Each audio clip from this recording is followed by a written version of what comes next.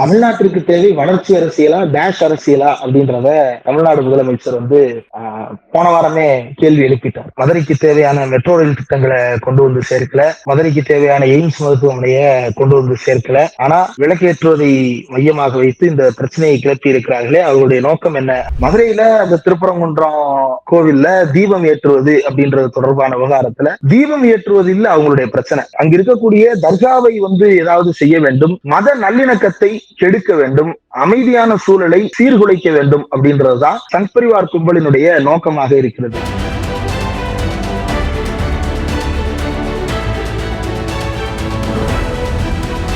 பாரம்பரியமாக மலை உச்சியில விளக்கேற்றினதா இன்னைக்கு சொல்றாங்க.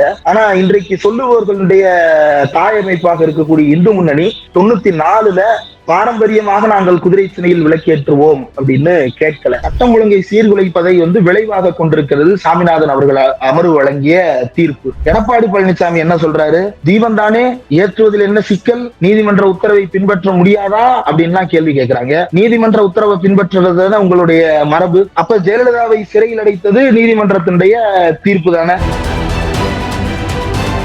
தமிழ்நாட்டையே கலவரக்காடா மாத்துனீங்களே, அம்மாவை கொடுத்துரு காவிரியை வச்சுக்கலாம் போஸ்டர் அடிச்சீங்களே, அப்ப மட்டும் நீதிமன்ற தீர்ப்பை ஏத்துக்கணும்னு உங்களுக்கு தோணலையா? அவருக்கு திருப்பரங்குன்றத்தை பத்தி எல்லாம் எந்த விதமான அக்கறையும் கிடையாது. இதுல பகுமானமா திருப்பரங்குன்றம் வேட்பாளர் உங்கள் விஜய் வாங்க, ஏன் வேட்பாளர் சார் என்ன பிரச்சனை உங்களுக்கு? ஏன் மதுரை பத்தி பேச மாட்டீங்க? ஏன் மத நல்லிணக்கத்தை பத்தி பேச மாட்டீங்க? அப்ப பேசினா ஒரிஜினல் ஓனர் கோச்சுக்குவாரு, அல்லது பேசினால் பெரும்பான்மை இந்து வாக்குகளை இழந்து விடுவோமோ என்கின்ற அச்சம் இருக்கிறது.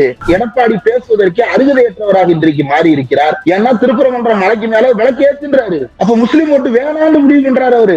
இது யாருடைய நிலைப்பாடு? பாஜகவுடைய நிலைப்பாடு. இது இந்திய நிலைப்பாடு அல்ல, பாரதிய நிலைப்பாடு, பாரதிய நிலைப்பாடு. இதுதான் எடப்பாடி பழனிசாமி இருக்கக்கூடிய பெரிய ஆபத்து. அவரே சங்கியாக மாறி இருக்கிறார். இது ரொம்ப ஆபத்தானது. மதுரை மக்கள் கிட்ட வளர்ச்சின்னு சொன்னா வாங்க வாங்கன்னு வரவேற்பாங்க. அதுவே வன்முறையை தூண்ட கூப்பிட்டா என்ன பண்ணுவாங்கன்னு தெரியுமா? மதுரை ஸ்ட்ராங்க்ல சொல்லணும்னா கலவரம் போல பார்த்து என்ன சொல்லுவாங்க தெரியுமா? புடானிலே அடிச்சு விரட்டு அடிப்பாங்க.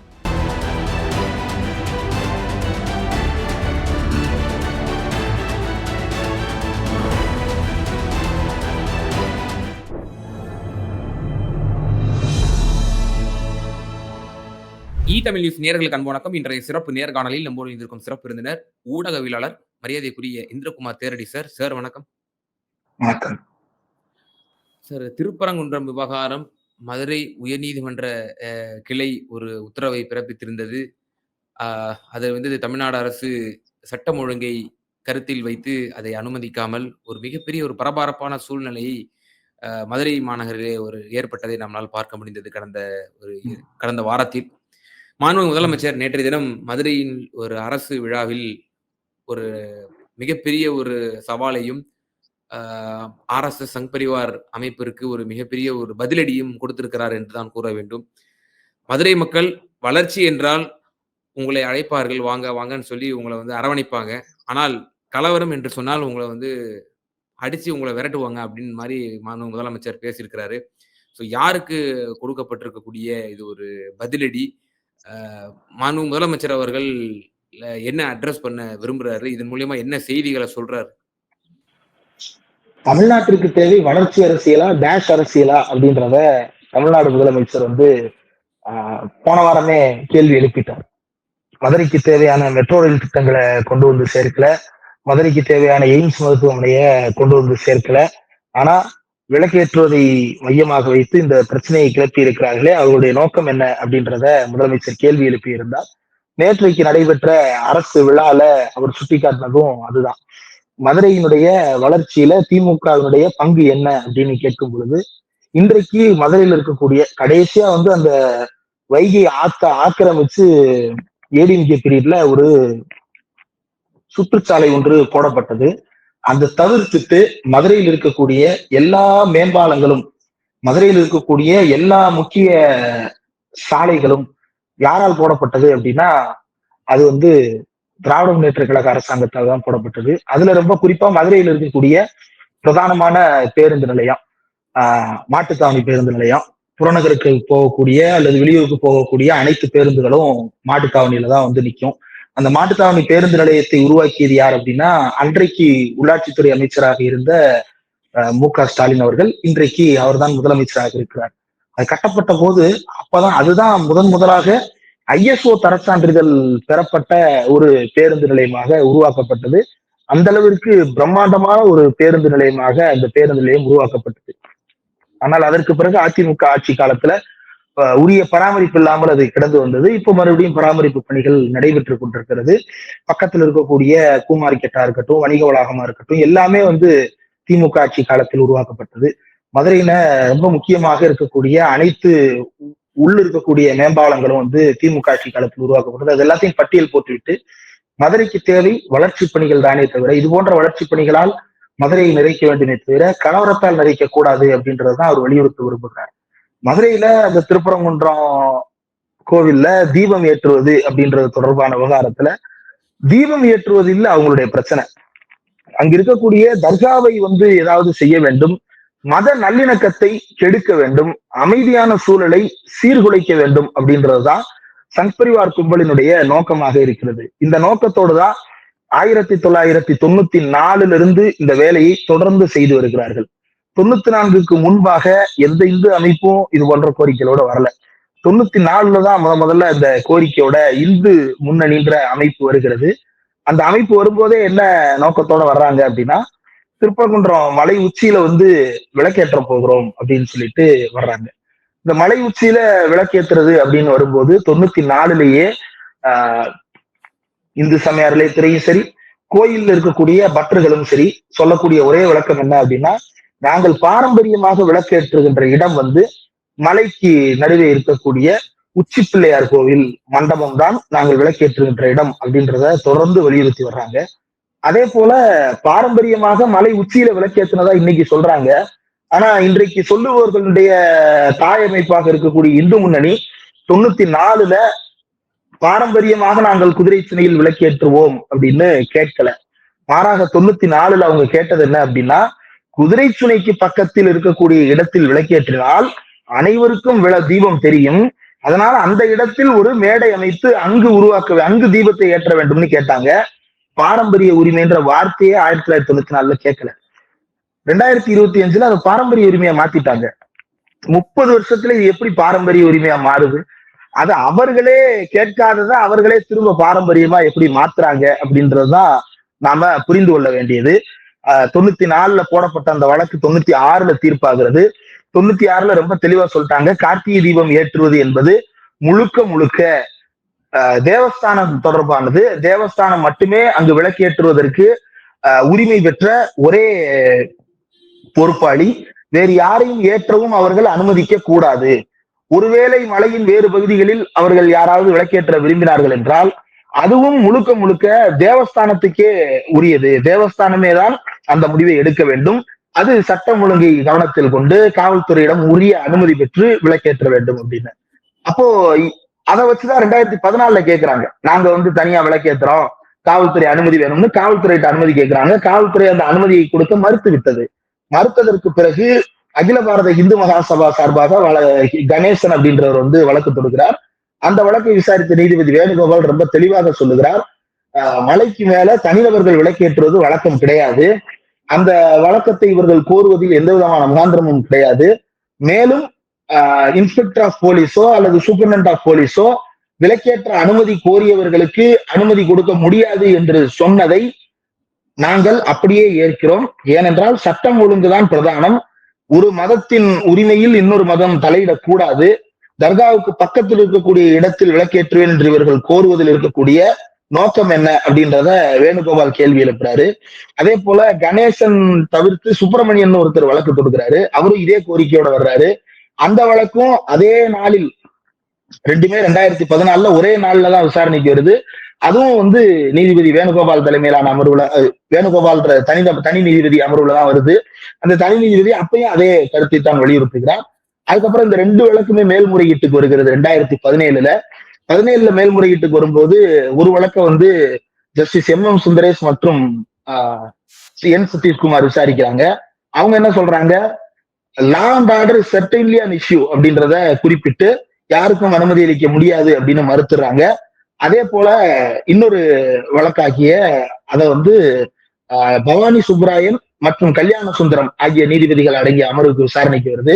அந்த அமர்வுமே எம் சுந்தரேஷ் அவர்கள் வழங்கிய தீர்ப்பை மேற்கோள் காட்டி, அதாவது எம் சுந்தரேஷ் மற்றும் இவர் சதீஷ்குமார் வழங்கிய தீர்ப்பை மேற்கோள் காட்டி சட்டம் ஒழுங்கு என்பதுதான் பிரதானம் அப்படின்றத சுட்டிக்காட்டி அமைதியை சீர்குலைக்கும் எதற்கும் அனுமதி கொடுக்க கூடாது அப்படின்னு அவங்களும் மறுக்கிறாங்க.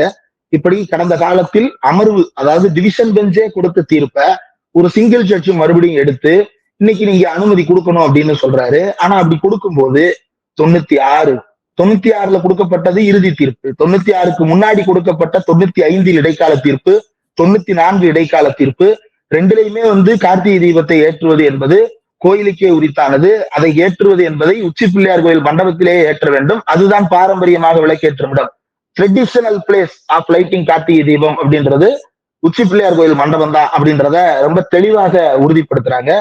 ஆனா இதை எதையுமே கவலைப்படாம சம்பந்தமே இல்லாம தீபத்தூண் அப்படின்னு குறிப்பிடுறாரு. இப்படி ஒரு தீபத்தூண் இருந்திருந்தா ஹிந்து முன்னணி அன்னைக்கே அங்க ஒரு தீபத்தூண் இருக்குன்னு கேட்டிருக்கணுமே. ஆனா அப்படி கேட்கல. காரணம் என்ன அப்படின்னா அது தீபத்தூண் இல்ல அப்படின்றது அவர்களுக்கு நன்றாகவே தெரிந்திருக்கிறது. அதன் காரணமாகத்தான் அதை மறைத்து விட்டு இன்றைக்கு மறுபடியும் புதிதாக தீபத்தூண்னு கிளப்புறாங்க. இதை நீதிபதி சாமிநாதனும் அவர் எடுத்த கண்டம்ட்லையும், அதுக்கப்புறம் அந்த கண்டம்ட்டுக்கு எதிரான மேல்முறையீட்டை விசாரிச்ச நீதிபதி ஜெயச்சந்திரன் ஆகிய அமர்வுலையும் இதை வந்து மறுபடியும் தீபத்தூண்ணே குறிப்பிடுறாங்க. இதுல ஒரு தடவை தானே விளக்கேற்றிட்டா என்ன அப்படின்னு இன்னைக்கு கேட்கிறாங்க. ஆனா 96ல இருந்து 2017 வரைக்கும் நீதிபதிகள் கேட்டது அது தீபத்தூண் இருக்கிறதாவும் அவங்க குறிப்பிடல. ரெண்டாவது தர்காவுக்கு பக்கத்துல ஏத்துனாத்தான் அவங்க மத நம்பிக்கை வந்து விளங்குமா அப்படின்றதையும் அவங்க வந்து சுட்டி காட்டுறாங்க. உச்சி பிள்ளையார் கோயில்ல தான் ஏத்தணும்ன்றத சொல்றாங்க. அப்ப சட்டம் ஒழுங்கை சீர்குலைப்பதை வந்து விளைவாக கொண்டிருக்கிறது சாமிநாதன் அவர்கள் அமர்வு வழங்கிய தீர்ப்பு. அப்ப அதை தமிழ்நாடு அரசு ஏற்க மறுக்கிறது அப்படின்றத வந்து எடப்பாடி பழனிசாமி என்ன சொல்றாரு, தீபம் தானே ஏற்றுவதில் என்ன சிக்கல், நீதிமன்ற உத்தரவை பின்பற்ற முடியாதா அப்படின்லாம் கேள்வி கேட்கிறாங்க. நீதிமன்ற உத்தரவை பின்பற்றுறது உங்களுடைய மரபு. அப்ப ஜெயலலிதாவை சிறையில் அடைத்தது நீதிமன்றத்தினுடைய தீர்ப்பு தானே. அப்ப ஜெயலலிதாவை நீதிமன்ற உத்தரவுப்படி ஜெயிலுக்கு போறதுக்கு நீங்க அனுமதிச்சிருக்கணுமே. அன்னைக்கு மட்டும் ஏன் கலவரம் பண்ணீங்க? தமிழ்நாட்டே கலவரக்காடா மாத்துனீங்களே. அம்மாவை கொடுத்துட்டு காவிரியை வச்சுக்கலாம் போஸ்டர் அடிச்சீங்களே. அப்ப மட்டும் நீதிமன்ற தீர்ப்பை ஏத்துக்கணும்னு உங்களுக்கு தோணலையா? ஏன்? அப்போ அவர்களுடைய நோக்கம் என்பது ரொம்ப தெளிவாக கலவரத்தை தூண்டுவதுதான் சங் பரிவாரனுடைய நோக்கம். அந்த நோக்கத்தை தான் எடப்பாடி பழனிசாமியும் வெளிப்படுத்துகிறார். இந்த ரெண்டு குரூப்பையுமே தான் பழைய அடிமைகள் அப்படின்னு குறிப்பிடுகிறார். புதிய அடிமை அப்படின்றத தாவேக்காவை நோக்கித்தான் நாம புரிந்து கொள்ள வேண்டி இருக்கிறது. காரணம் என்ன அப்படின்னா, இவ்வளவு நாள் ஆனதற்கு பிறகும் வாய் திறக்காமல் மௌனமாக இருப்பது. இப்போ இதை பற்றி இவ்வளவு நாள் ஆனதற்கு பிறகு இன்னைக்கு நம்ம பேசிட்டு இருக்கிறது என்ன நாள்? 8 டிசம்பர்னு நினைக்கிறேன். இந்த டிசம்பர் 8ஆம் தேதி மணி 12 இப்போ வரைக்கும் திருப்பரங்குன்றதை பத்தி பேசல. புதுச்சேரி மக்கள் சந்திப்பு நிகழ்ச்சிக்கு யார் யார் எப்படி வரணும் அப்படின்ற அவருக்கு பிரச்சனையே வேற. அவருக்கு வந்து திருப்பரங்குன்றத்தை பத்தி எல்லாம் எந்த விதமான அக்கறையும் கிடையாது. இதுல பகுமானமா திருப்பரங்குன்றம் வேட்பாளர் உங்கள் விஜய் வாங்க, ஏன் வேட்பாளர் சார் என்ன பிரச்சனை உங்களுக்கு? ஏன் மதுரை பத்தி பேச மாட்டீங்க? ஏன் மத நல்லிணக்கத்தை பத்தி பேச மாட்டீங்க? அப்ப பேசினா ஒரிஜினல் ஓனர் கோச்சுக்குவாரு, அல்லது பேசினால் பெரும்பான்மை இந்து வாக்குகளை இழந்து விடுவோமோ என்கின்ற அச்சம் இருக்கிறது. இந்த பெரும்பான்மை இந்து வாக்குகள் இழந்து விடுவோம் அப்படின்றது வந்து ஒரு போலியான மூட நம்பிக்கை. அது மூட நம்பிக்கை என்பதைத்தான் 2021 தேர்தலிலேயே தமிழ்நாடு அரசு திமுக வந்து நிரூபித்து காட்டியது. திமுக 2021 எதுக்கு பிறகு கந்தஸ்ரீ விவகாரத்துக்கெல்லாம் பிறகுதான் திமுக வெற்றி பெறுகிறது. அப்போ எடப்பாடி பழனிசாமி வந்து அன்னைக்கு ஹிந்து ஓட்டை வாங்குறேன்ற பேர்ல கருப்பர் கூட்டத்தை தேடி தேடி வேட்டையாடி கொண்டிருந்தாரு. அப்ப கூட மக்கள் வந்து யார் பக்கம் நின்னாங்க அப்படின்னா, மதசார்பற்ற முற்போக்கு கூட்டணி ஆகிய திமுக கூட்டணியின் பின்னால் தான் நின்றார்கள். கிட்டத்தட்ட 48% வாக்குப்பதிவை கொடுத்து ஒரு சாதனை வெற்றியை திமுகவுக்கு கொடுத்து திமுகவை ஆட்சி பொறுப்பு கொண்டு வந்திருக்கிறார்கள். அப்போ இதுதான் முக்கியமான செய்தி. தமிழ்நாட்டு மக்கள் எப்போதுமே நல்லிணக்கத்தை விரும்புபவர்கள். தமிழ்நாட்டு மக்கள் என்றைக்குமே ஒன்றிய அரசின் ஏகாதிபத்தியத்தை விரும்பாதவர்கள்.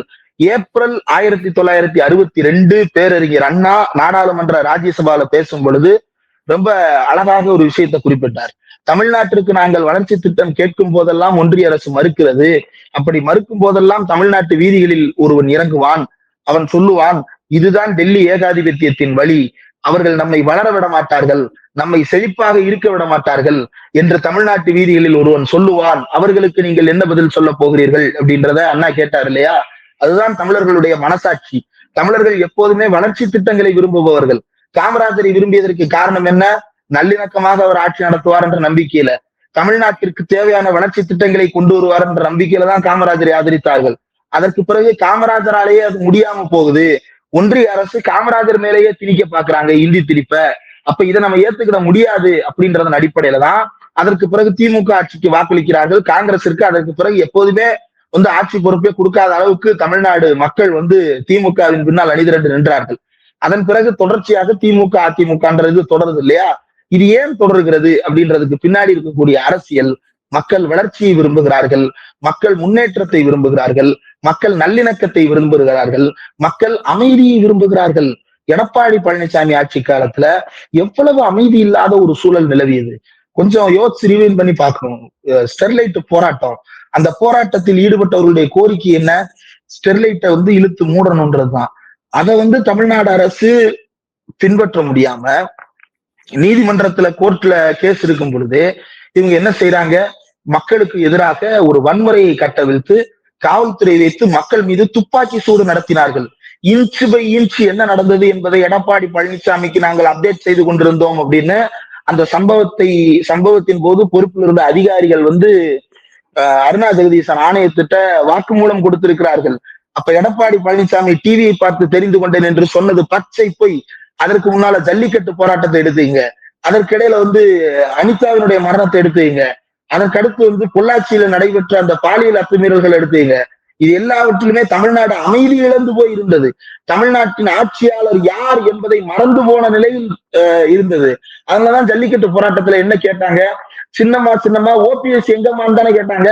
அப்ப யார் ஆட்சி செய்கிறார்கள் என்பதே தெரியாத அளவிற்கு தமிழ்நாட்டினுடைய சூழல் மாறிக்கொண்டிருந்தது. அதற்கு பிறகு தமிழ்நாட்டில் சிஏ விட்டுறக்கூடாது, வேளாண் சட்டங்களை விட்டுறக்கூடாது, இப்படி தமிழ்நாடே பதற்றமான ஒரு மாநிலமாக மாறி இருந்தது. அப்படியான ஒரு சூழலை மாற்றி இன்றைக்கு அமைதியான மாநிலமாக, பாலியல் குற்றச்சாட்டு வந்தால் 24 மணி நேரத்திற்குள் அவர்கள் மீது நடவடிக்கை எடுக்கின்ற மாநிலமாக, பாலியல் குற்றங்களை தடுப்பது அப்படின்றது ஒரு பக்கம், தடுப்பதற்கு முன்னாடி அதை எப்படி இம்மிடியேட்டா நடந்த உடனே எப்படி நீதி கொடுப்பது? சட்ட ஒழுங்கு விசாரணை சரியாக இருக்கணும். பாலியல் குற்றங்கள் நடைபெறுவது என்பது சட்டம் ஒழுங்கோடு தொடர்புடைய பிரச்சனையா என்றால் அது மனிதர்களுடைய மனநிலையோடு தொடர்புடைய பிரச்சனை. அதை தீர்ப்பதற்கு நீண்டகால அடிப்படையில் தீர்வு காண முற்படணும். ஆனா அது நடந்து விட்டால் அதற்கு பிறகுதான் சட்டம் ஒழுங்கு உள்ள வர வேண்டியது இருக்கு. சட்டம் ஒழுங்கு உள்ள வந்ததற்கு பிறகு, காவல்துறை உள்ள வந்ததற்கு பிறகு எவ்வளவு துரிதமாக நடவடிக்கை எடுக்கப்பட்டது அதை மக்கள் யோசிச்சு பார்ப்பாங்கல்ல. இதுக்கு முன்னாடி இப்படித்தான்ப்பா ஒரு பொண்ணு பொள்ளாச்சியில கம்ப்ளைண்ட் கொடுக்க போச்சு, அந்த பொண்ணோட டீட்டெயில போலீஸே ரிலீஸ் பண்ணாங்க. அதுக்கப்புறம் அதிமுகவை சேர்ந்த ஒருத்தர் அந்த பொண்ணோட அண்ணனை அடிக்க வந்தாரு, இப்படி எல்லாம் நடந்துகிட்டு இருந்துச்சு. ஆனா இன்னைக்கு அப்படியா? ஒருத்தர் மேல கம்ப்ளைண்ட் கொடுத்தோம்னா அடுத்த 5 மணி நேரத்துல அவரை அரெஸ்ட் பண்ணி தூக்கி உள்ள வைக்குது தமிழ்நாடு அரசு. அப்ப ஸ்டாலின் சாத்தியமாதான் இருக்காரு அப்படின்னு தானே ஊருக்குள்ள பேசுவாங்க. எடப்பாடி பழனிசாமி துப்பாக்கி எடுத்து சுடலைல, துப்பாக்கி எடுத்து சுடுறதுதான் சட்டம் ஒழுங்கை கையாளுவதற்கான ஒரே வழின்னு நம்பிக்கிட்டு இருந்த எடப்பாடிக்கு முன்னால இன்றைக்கு மக்கள் மத்தியில ஒரு நம்பிக்கையை ஏற்படுத்துகின்ற ஒரு ஆட்சி உருவாகி இருக்குல்ல. இததான் மு க ஸ்டாலின் ப்ரொஜெக்ட் பண்றாரு. இதுல எடப்பாடிக்கு ஏதாவது மாற்று கருத்து இருந்தது அப்படின்னா எடப்பாடி பேசுவதற்கு அருகதையற்றவராக இன்றைக்கு மாறி இருக்கிறார். ஏன்னா திருப்பரங்குன்றம் மலைக்கு மேல விளக்கு ஏத்துன்றாரு. அப்ப முஸ்லீம் ஓட்டு வேணான்னு முடிவு பண்றாரு அவரு. இது யாருடைய நிலைப்பாடு? பாஜகவுடைய நிலைப்பாடு. இது இந்திய நிலைப்பாடு அல்ல, பாரதிய நிலைப்பாடு, பாரதிய நிலைப்பாடு. இதுதான் எடப்பாடி பழனிசாமி இருக்கக்கூடிய பெரிய ஆபத்து. அவரே சங்கியாக மாறி இருக்கிறார். இது ரொம்ப ஆபத்தானது. தமிழர்கள் அந்த நேரத்தில் சுதாரிப்பாகத்தான் இன்னமும் இருக்கிறார்கள். நிச்சயமா சார், பல்வேறு விவகாரங்கள்ல எங்க நேயர்களுக்கு ரொம்ப தெளிவா உங்களோட கருத்துக்களை பகிர்ந்தீங்க. மிகுந்த நன்றி.